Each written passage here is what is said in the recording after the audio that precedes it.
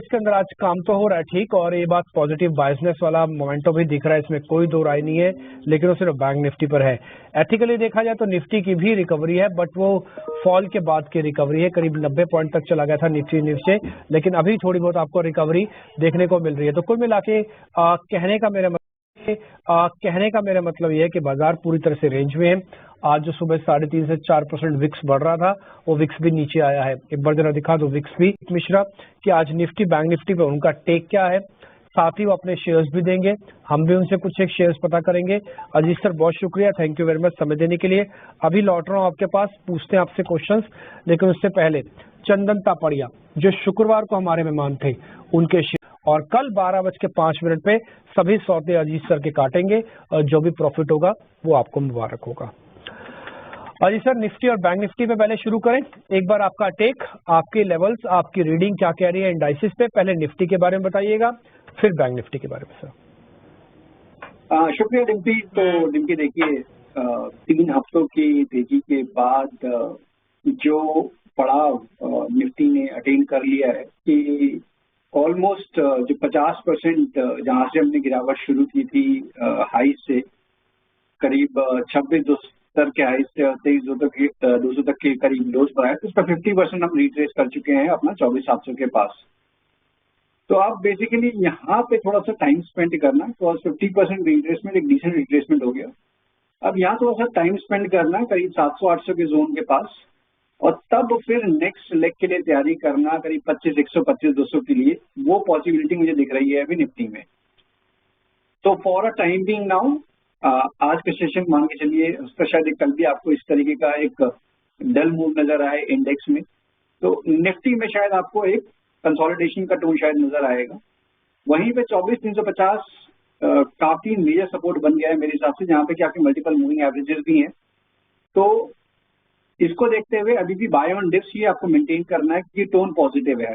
आप कंसोलिडेशन में अगर रेंज में जाके थोड़ा सा टाइम वाइज करेक्शन कर लेते हैं तो हेल्दी कंसोलिडेशन मानी जाती है। वहीं पे अगर फोकस करना है इंडेक्स में अगर किसी ट्रेड पे, तो बैंकिंग इंडेक्स है। बैंकिंग में अब किसी तरीके का कोई रेजिस्टेंस नहीं रहा, आप केवल रिकॉर्ड हाई बेसिकली एक फॉर्मेलिटी रह गई है कि वो कब आएगा। हो सकता है शायद यहाँ पे भी आपको आज के दिन कंसोलिडेशन दिख जाए, बट 1 या 2 दिन के अंदर मेरे हिसाब से एक अच्छा मूव पॉसिबिलिटी है कि बैंक निफ्टी में आपको देखने को मिल जाए आने वाले दिनों में। तो बैंकिंग इंडेक्स को 5400 वाली कॉल, उसके थ्रू आप उसको बाय कर सकते हैं। ये कॉल जो भी ट्रेड कर रही है करीब करीब आपकी 580 के पास, तो करीब इन्हीं लेवल्स के पास ही आपको बाय करना है। 580 560 के पास बाय करें, 430 का एक स्टॉप लॉस मेंटेन करें, और 780 तक के टारगेट्स के लिए आप बैंकिंग इंडेक्स को बाय कर सकते हैं 5400 वाली को।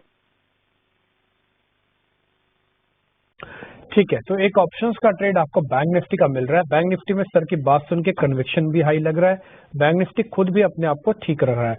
ये हमने आपके सामने रखा, जहां जाना है वहां की स्ट्राइक पकड़ो। कहां जाओगे आप? बोले हम 54,000 पे जाएंगे, सामने लिखी है। क्या भाव है आज की डेट में उस कॉल का? बोले ये 560 है। वीकली तो नहीं है, अब वीकली खत्म हो चुका है, अब सिर्फ एक ही कॉल है। तो ये 54,000 की एक कॉल जो कि दिसंबर को एक्सपायर होगी, जितना मेरे को ध्यान है शायद 24 तारीख की डेरिवेटिव एक्सपायरी है, क्योंकि 24 तारीख की डेरिवेटिव एक्सपायरी है, 25 की मार्केट की छुट्टी है, 24 की मंगलवार को कटान हो जाएगी बैंक निफ्टी की। तो ये कॉल आपके तब तक काम आएगी। तो आज है 9 तारीख, दिन बहुत है और आपको जल्दी फ्री कर देगा। वैसे बाय द वे मैं आपको डेट इसलिए बता रहा था ताकि पता हो। दूसरा 730 का टारगेट है, 420 का स्टॉप लॉस है। खरीदनी कितने पे है? 560 पे। आपका मन करता है खरीदो, नहीं करता मत खरीदो। आपको मन करता है छोड़ने का, छोड़ दो। आपका करता है कि मैंने फ्यूचर्स पहले ले रखे हैं, मैं कॉल क्यों लूं, छोड़ दो। आपने बोला कि मैंने बैंक फ्यूचर्स नहीं ले रखे, मेरे को कुछ बताओ हल्का सस्ता, लेकिन मैं मार्केट के अंदर रहूं भी, लेकिन ज्यादा नुकसान ना होगा, कटे स्टॉप लॉस हो, फिर ये कॉल ले लो। सब चीज की दवा है। तो मार्केट के अंदर बस आपको आना है और एक चीज आपको खुद से तय करनी है, अपना रिस्क रिवॉर्ड, अपना फाइनेंशियल डिसिप्लिन। वो आपका कोई तय नहीं करेगा। और मैं बताऊं, वो तो आपका, अगर आप खुद काम कर रहे हो ना, तो आपके हो सकता है फादर साहब भी तय ना करें, हो सकता है आपकी मदर भी तो तय ना करें, क्योंकि वो आपका अपना है, वो आपका अपना फाइनेंशियल डिसिप्लिन है, खुद से मैनेज करना पड़ेगा। ठीक है, तो ये आपको खुद से मैनेज करना है। अदरवाइज गाइड करने के लिए गाइडिंग फोर्स की कोई कमी नहीं है हमारे पास। हम खुद भी डाटा रीड करते हैं और दूसरा हमारे मेहमान भी आपको एक से एक कॉल देते हैं ये कॉल नोटिस कर लीजिएगा। निफ्टी पे हालांकि टारगेट है 25,000 का, लेकिन फिर भी उनका कन्विक्शन बैंक निफ्टी पे ज्यादा दिख रहा है, इसलिए हमने बैंक निफ्टी डाल दी है। ठीक है जी, आगे बढ़े शेयर्स की तरफ, लेके आते हैं ताजा खरीदारी वाले शेयर्स।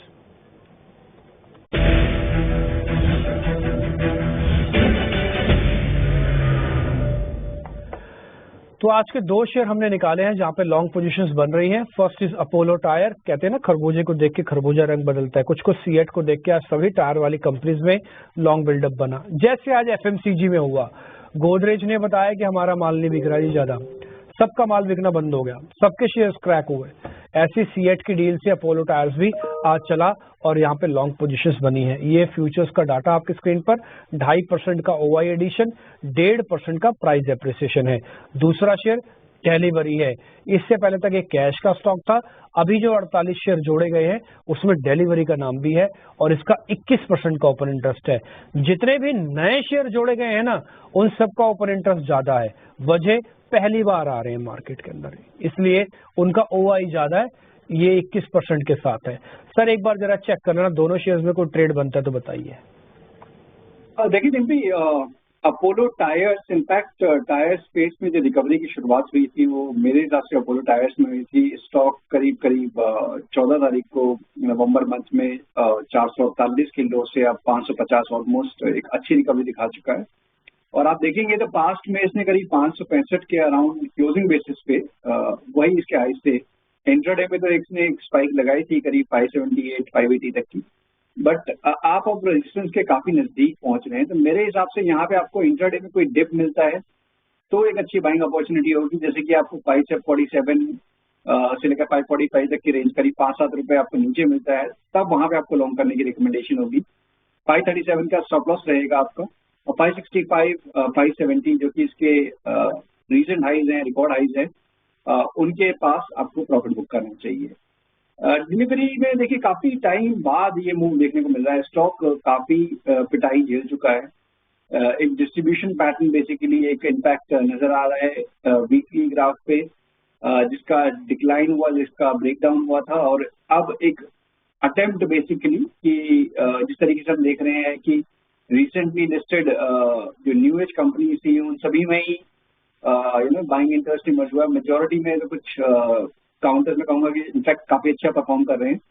तो यहाँ पर भी एक रिकवरी का ही फेज है, बट 584 585 ये काफी स्ट्रॉन्ग रेजिस्टेंस है। तो यहाँ पे भी मेरी रिकमेंडेशन होगी कि इंट्राडे में आपको डिप मिल जाए करीब 360 के पास, करीब 2-3% नीचे, तो वहां पे आपको बाय करना है, क्योंकि आपका अपसाइड कैप्ड है। 380 से 5 तक का जोन जो है वो मल्टीपल रेजिस्टेंस है इसमें, तो उसके साथ ही आपको बाय करना है। तो डिप पे बाय करें, और 345 का स्टॉप लॉस रहेगा 385 तक के टारगेट्स के लिए।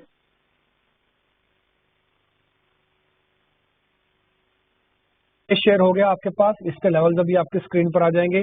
और दूसरा अपोलो टायर, थोड़ी सी कंडीशन लगी हुई है, जो कंडीशन है वो टिपिकली हम ऊपर डाल रहे हैं, इसलिए आपने इसकी फोटो खींच ले, लिख लें, जो भी आपको ठीक लगता है वैसे करें। जैसे डिलीवरी की भी है, इसी तरह से अपोलो टायर्स की भी है। 545 अभी 51 चल रहा है।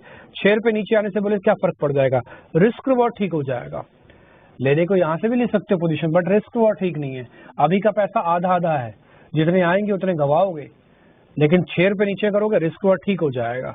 और थोड़ा वेट भी कर लो, थोड़ा गर्म हुआ शेयर है, थोड़ा और हो सकता है नीचे आ जाए, ठीक है। और दूसरा होगा डिलीवरी, उसकी भी कंडीशन डली हुई है। स्टॉप लॉस और टारगेट आपकी स्क्रीन पर, आप उसको भी नोटिस कर लीजिएगा। 345 है, अगर आप इसको थोड़ा भी डिप पे खरीदते हैं तो ज्यादा बेहतर हो जाएगा। ठीक है जी, दोनों शेयर हो गए आपकी लिस्ट में। शॉर्ट कवरिंग लेके आओ, उसमें एक L&T का शेयर, बहुत अच्छे इंसाइट्स बताएंगे। हमारे एंकर, हमारे रिपोर्टर्स ने भी काफी पढ़ाई की है इस पे, और वो इस पे क्वेश्चनिंग करेंगे। खैर हम आगे बढ़ रहे थे, शॉर्ट कवरिंग के दो शेयर्स बता रहा हूँ। First is L&T, second is Voltas. L&T और वोल्टास पे एक बार आपका टेक। आज वोल्टास फिर चला, सुबह भी हम पूछ रहे थे शिवांगी से, वो कह रहे, हम बता रहे थे कि सर्दियों में चलता है शेयर। अच्छा, किसी को डाउट हो रहा हो ना, तो जरा 2-3 साल का डाटा चेक कर लो आप वोल्टास का, आपको पता लग जाएगा। ये शेयर सर्दियों में चलता है, गर्मी में नहीं चलेगा। सर जरा चेक करना वोल्टास और L&T। बिल्कुल देखिए, वोल्टास तो हमारी रिकमेंडेशन भी है, तो डेफिनेटली हमारा व्यू पॉजिटिव है। एक अच्छा कंसोलिडेशन हम ऑलरेडी देख चुके हैं स्टॉक में, और हाल फिलहाल में बेसिकली एक तरह से कहते हैं कि टाइम वाइज करेक्शन देख रहा था ये अपना 100 EMA के पास स्पेंड करते हुए।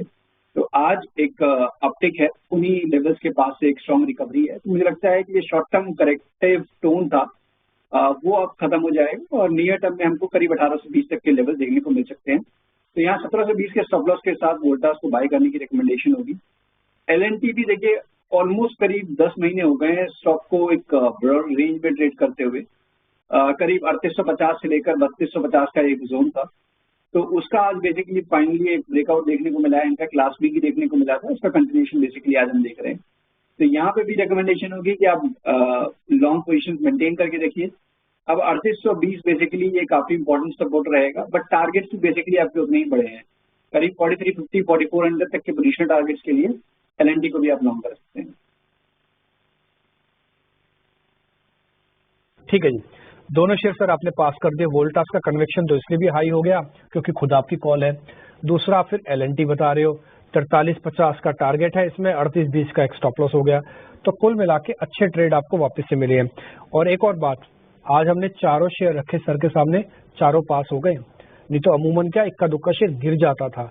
वोल्टास पास हुआ, LNT पास हुआ, इससे पहले डिलीवरी पास हुआ, अपोलो टायर्स पास हुआ कंडीशन के साथ। ठीक है, तो कल सबका सब रिपोर्ट कार्ड का हिस्सा बनने जा रहे हैं जो भी शेयर हम आपके सामने रख रहे हैं। आपको जरूरी नहीं है कि चारों शेयर ही खरीदने हैं, आप चाहो तो एक दो भी ले सकते हो, जिसमें आपका मन करे। एक छोटा सा ब्रेक ले लेते हैं हम, जब ब्रेक के बाद लौटेंगे तो शॉर्ट वाले शेयर चेक करवाएंगे। अजीत सर के ट्रेड है वो भी आपके सामने रखेंगे। वोल्टास तो आपने नोट कर ही लिया होगा, इसके अलावा वाला।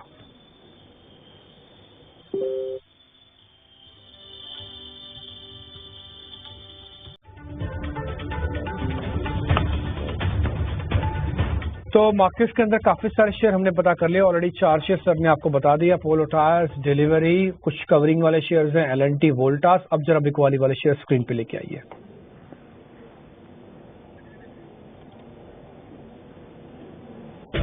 तो ये कुछ बिकवाली वाले शेयर जब आपके स्क्रीन पर आएंगे तो उसमें आप सिंजिन देखेंगे और ब्रिटानिया देखेंगे। ये 3% करीब करीब दोनों शेयर नीचे हैं। अजीत सर एक बार जरा चेक करना, सिंजिन और ब्रिटानिया, एक तो सेक्टर की वजह से भी टूट रहा है हाँ ब्रिटानिया, और सिंजिन भी अपने पीयर कंपनी या फिर इसकी बड़ी कंपनी समझ लो बायकॉन, उसकी वजह से भी नीचे आ रहा है। बिल्कुल डिम्पी, देखिए यहाँ पे सिंजिन अगर आप देखेंगे तो पिछले वीक थोड़ा सा प्रॉफिट टेकिंग का टोन जरूर था, बट आज की गिरावट थोड़ी सी एक्सेप्शन रही जहाँ पे कि शार्प कट देखने को मिले, बट अब रिकवरी देखने को मिल रही है। कहीं ना कहीं मुझे लगता है कि ट्रेंड अभी भी पॉजिटिव साइड पर ही है, वो रहेगा जब तक कि आप 850 के नीचे नहीं जाते हैं। तो शायद ये आपको एक रेंज में जाता हुआ नजर आएगा, करीब 850 से लेकर 940। तो अभी के लिए मेरे हिसाब से इसको अवॉइड करना चाहिए किसी तरीके की लॉन्ग पोजीशन में या फिर शॉर्ट पोजीशन में। जिनके पास ऑलरेडी है उनको एक 880 का स्टॉप लॉस जरूर मेंटेन करना चाहिए। उसके नीचे अगर ये क्लोज करता है तो थोड़ा टाइम बाई, जैसे मैंने बताया कि करेक्शन वो एक्सटेंड हो जाएगा। वहीं पे ब्रिटानिया, जैसे कि आपने बताया कि ओवरऑल सेक्टर आज प्रेशर में है, जिसकी वजह से यहाँ पे भी आपको एक कट देखने को मिल रहे हैं। बट यहाँ पे डिम्पी देखिए, प्रीवियस जो अभी इसने लो बनाया था करीब 47-45 का नवंबर मंथ में, वो उसको रिटेस्ट करने के बाद एक थोड़ा सा पॉज दिख रहा है। एक्सट्रीम ओवरसोल्ड पोजीशन ऑलरेडी है, नो डाउट एफएमसीजी थोड़ा बैकफुट पे है, बट यहाँ पे शॉर्ट करना थोड़ा सा मेरे हिसाब से रिस्क रिवॉर्ड उतना फेवरेबल नहीं है, तो इसको भी आपको अवॉइड करना चाहिए। शॉर्टिंग के लिए कोल इंडिया एक ऐसा कैंडिडेट है जहां पे मुझे लग रहा है कि एक अच्छा पिवट फॉर्म हुआ है टू गो शॉर्ट। स्टॉक ने गिरावट का अपना ट्रेंड मेंटेन रखा है इस पूरे रिकवरी में, और अपने 20 EMA के पास बेसिकली एक फ्रेश पिवट फॉर्म किया है। तो कोल इंडिया को आप शॉर्ट कर सकते हैं, करीब 415 पे स्टॉक चल रहा है, 420 के स्टॉप लॉस के साथ करीब 402 तक के टारगेट्स के लिए कोल इंडिया एक बेटर कैंडिडेट वो शॉर्टिंग। ठीक है, तो हमारे शेयर गिरे, सर का शेयर हुआ पास, कोल इंडिया, एक ये मंदी का शेयर आपको मिल गया। जी सर, आपकी जरा कॉल्स कौन सी है जरा वो और बता दो, समय बचेगा तो अनवाइंडिंग के 2 शेयर्स भी हैं वो भी चेक करवाऊंगा। बिल्कुल, देखिए पहला नाम होगा from the banking basket, PSUs in fact काफी स्ट्रॉन्ग रिकवरी देखने को मिली है अभी हाल फिलहाल में, और with in the PSU basket जो 2 बड़े नाम काफी अच्छा परफॉर्म कर रहे हैं, पहला नाम है SBI का, दूसरा बैंक ऑफ बड़ौदा। तो बैंक ऑफ बड़ौदा मुझे लगता है कि आउट परफॉर्मेंस कंटिन्यू रहेगी और नियर टर्म में करीब 275 तक के लेवल्स आपको देखने को मिल सकते हैं। तो यहाँ पे आप 259 के स्टॉप लॉस के साथ लॉन्ग पोजीशन बनाइए। और दूसरा नाम वोल्टास, जो कि हमने पहले भी डिस्कस किया है कि जहाँ पे एक अच्छे कंसोलिडेशन के बाद अब लग रहा है कि ये करेक्टिव टोन खत्म होते हुए नजर आएगी और आपको जल्दी ही रिकॉर्ड हाइज की तरफ स्टॉक जाते हुए नजर आएगा। तो यहाँ पर भी 1820 तक के टारगेट्स के लिए लॉन्ग करने की रिकमेंडेशन होगी 1720 के स्टॉप लॉस के साथ। ठीक है, अमूमन जो आपने शेयर्स देने थे सर हमने सारे फायर कर दिए।